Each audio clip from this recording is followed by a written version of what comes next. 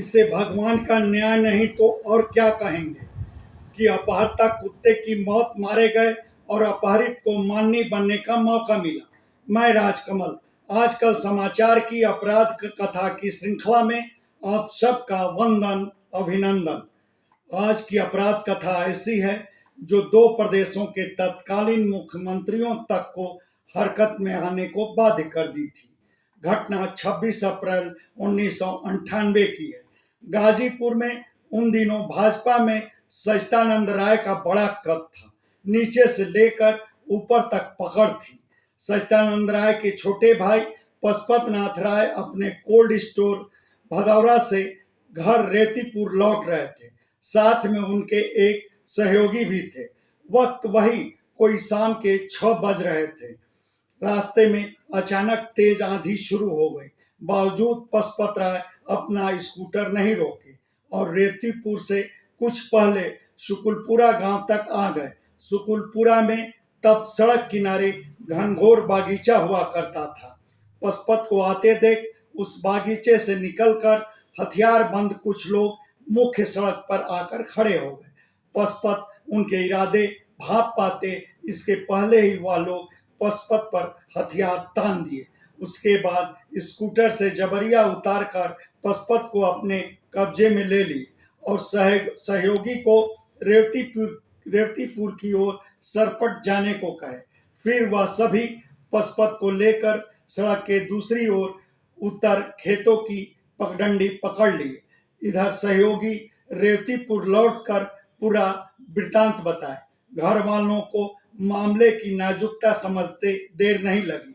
संजोग से उसी दिन गाजीपुर के नए पुलिस कप्तान के रूप में आनंद स्वरूप कार्यभार संभाले थे। वह उस घटना को अपने लिए अपराधियों की बड़ी चुनौती माने। खुद मौके पर पहुंचे और जमानिया सर्किल की पूरी पुलिस फोर्स उतार दिए। उधर अपहर्ता पुलिस की चहलकदमी, पुलिस की गाड़ियों की हेडलाइट की रोशनी देख सजग हो गए। पशुपत को लेकर कुछ दूर नाले में दुबक गए। उसके पहले पशुपत का कुर्ता पैजामा यह कहकर उतरवा दिए कि उनके कुर्ते पैजामे का सफेद रंग रात के अंधेरे में चमकेगा, उससे पुलिस की निगाह में आने का खतरा रहेगा। और उन्हें पहनने के लिए अपने पास से एक पुरानी खाकी पैंट तथा शर्ट दिए। फिर जब पुलिस की आवाजाही कुछ कम हुई तो वह पशुपत को लेकर आगे बढ़े। उसके पहले पशुपत की आंखों पर पट्टियां और दोनों हाथ रस्सी में बांध दिए गए। अपहर्ता पशुपत को लगभग पूरी रात खेतों के रास्ते चलाते रहे और सूर्योदय से पहले किसी मलिन बस्ती की झोपड़ी में ले गए और यह रोज का काम हो गया। पूरी रात खेतों की पगडंडियों के रास्ते पशुपत को कई किलोमीटर चलाया जाता और सूर्योदय से पहले किसी झोपड़ी खपरेल में ठहराया जाता। हर रोज के रास्ते पड़ाव बदले होते। भोजन देते वक्त उन्हें दीवार की ओर चेहरा कर बैठने को कहा जाता। फिर हाथों की रस्सियां और आंखों की पट्टियां खोल दी जाती। शुरुआत में पुलिस कप्तान आनंद स्वरूप को बजरिए मुखबिर पता चला कि उस क्षेत्र में बिहार के कुख्यात महेंद्र यादव गैंग का मूवमेंट है, लिहाजा वह महेंद्र यादव गैंग को टारगेट किए। मगर कुछ ही दिन बाद पता चला कि इस अपहरण में महेंद्र यादव नहीं बल्कि बिहार के ही दूसरे कुख्यात हरिद्वार बिंद गैंग का हाथ है। जाहिर था पुलिस हरिद्वार गैंग की सुराकशी में लग गई। उस वक्त प्रदेश में भाजपा की ही सरकार थी।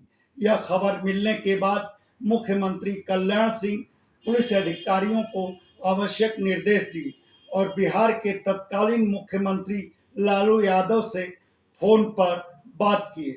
लालू यादव ने कल्याण सिंह को पशुपत की सकुशल बरामदगी में हर सहयोग का भरोसा दिया और अपहरण के 16वें दिन कर्मनाशा नदी के किनारे पशुपत राय को अपहर्ताओं ने आजाद कर दिया। उसके कुछ दिनों बाद एक चुनाव अभियान में प्रदेश के तत्कालीन मुख्यमंत्री कल्याण सिंह का रेवतीपुर में कार्यक्रम लगा।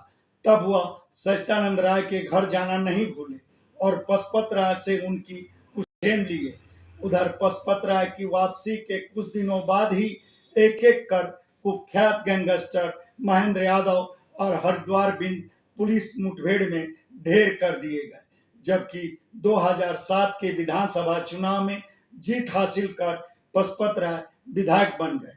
अब उस घटना को करीब 25 साल बीत चुके हैं, मगर क्षेत्र के लोगों को आज तक पता नहीं चल पाया कि पशुपत के अपहरण के पीछे अपहर्ताओं की मंशा क्या थी और उसका मास्टरमाइंड कौन था। क्या फिरौती के लिए वह अपहरण हुआ था कि किसी ने सच्चिदानंद राय से भाजपा के किसी नेता ने अपनी राजनीतिक दुश्मनी साधी थी। खैर, वह घटना इस बात की भी गवाह है कि उस दौर में गाजीपुर का जमानिया क्षेत्र लगभग पूरी तरह अपराधियों के खूनी पंजों में जकड़ चुका था। और आज बस इतना ही। हम शीघ्र मिलेंगे एक नई अपराध कथा के साथ। तब तक के लिए हमें इजाजत दें। धन्यवाद। आप सबसे आग्रह है कि हमारे चैनल को लाइक करें, शेयर करें और सब्सक्राइब करना ना भूलें।